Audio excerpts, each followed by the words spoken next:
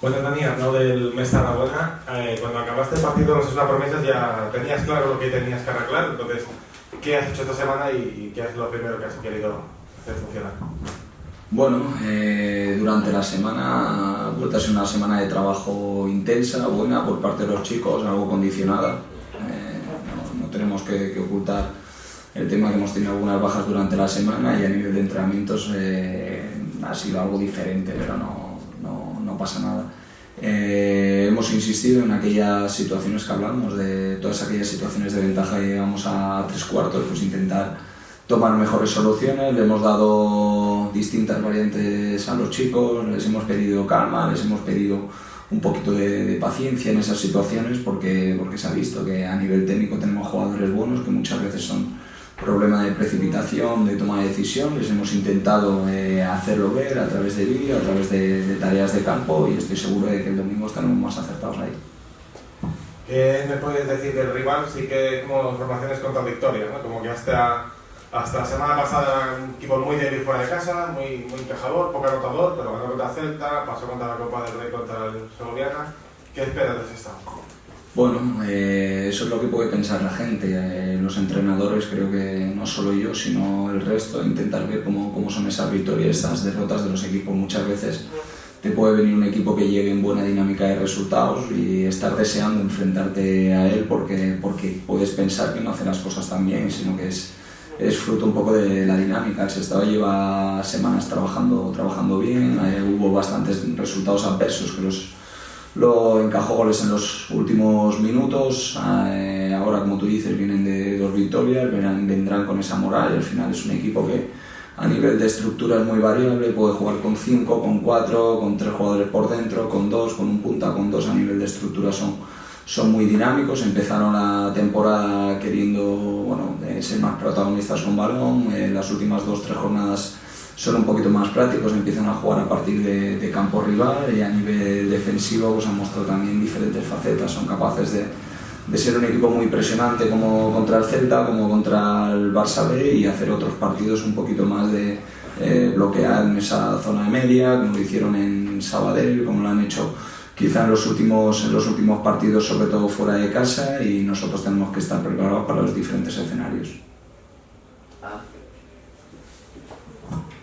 Bones, Dani, bon dia, de Tarragona Ràdio. Primerament, volia preguntar-te pels capitans, perquè normalment surten a parlar després dels partits, però clar, no sabem des de dins com estan gestionant sobretot aquesta situació i amb aquest canvi de capitans que hi ha hagut, com ara és, per exemple, Marc Fernández com a segon capità, també està Nacho. No sé com estan vivint els capitans aquesta situació i com està traslladant al grup el que han de traslladar com a capitans.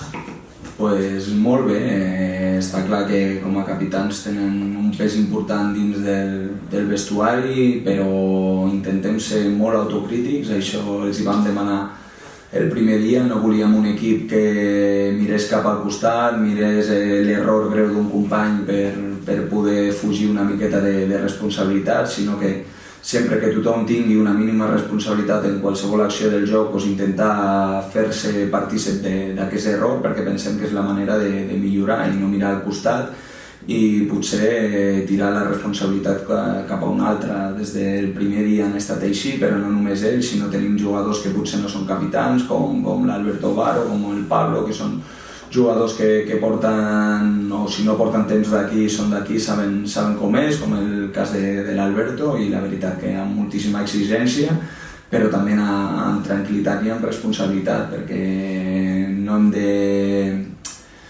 hem d'oblidar que els últims resultats, ni fugir d'aquests últims resultats que no estan sent bons, però també hem de veure coses que s'estan fent bé. És que qui et diu que el dia de la Ponce no és un partit per guanyar, el dia de la Reial està claríssim que dins d'aquests que no et poden donar la volta, o has d'intentar que no et donin la volta en 5 minuts, però al final és un partit per guanyar.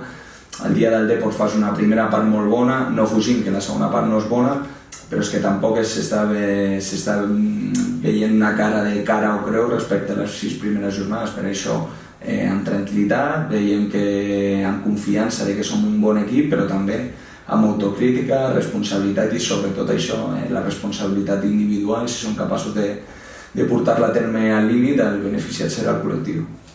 Parlaves ara d'aquesta visió, sobretot amb la teva perspectiva de míster. la gent a les xarxes també està bastant calenta, no sé si aquestes reaccions creus que estan justificades o potser s'ha de tenir una mica més de paciència. Mira, soc una persona que crec que les xarxes socials moltes vegades a la gent que estem a l'esport ens fa més mal que bé. És una realitat perquè tothom pot parlar, tothom pot opinar, però al final és que nosaltres hem de fugir amb això, hem de tindre una idea clara, no ens podem deixar contagiar ni quan va molt bé ni quan va malament. I crec que aquest missatge no ha canviat respecte a les 6 primeres jornades. Jo era molt conscient que això era molt llarg, la categoria cada cop tinc més clar cap a on anirà. Crec que és molt difícil que hi hagi un equip que faci un Racing de Santander i pugi al març. Crec que està tot molt igualat. Fa 6 setmanes hi havia equips que estaven pràcticament al descens i ara els tenim 1 o 2 punts per sobre nostre i s'està mostrant que estem en un bloc d'equips molt igualat i que el que tingui més tranquil·litat i regularitat es mantindrà del segur. Ja per últim has portat aquesta setmana condicionada, no sé, suposo que tots els jugadors estan recuperats després d'aquesta setmana.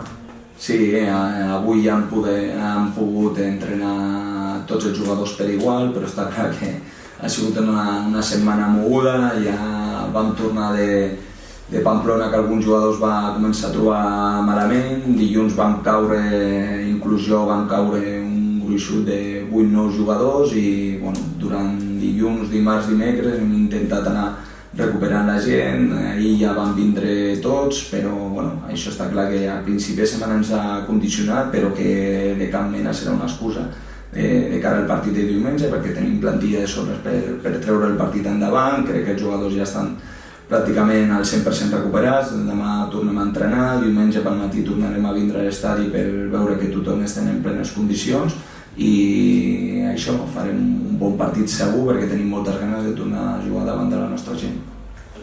Hola Dani, just al fil del que acabes de comentar, Andreu Miralles de TAC12.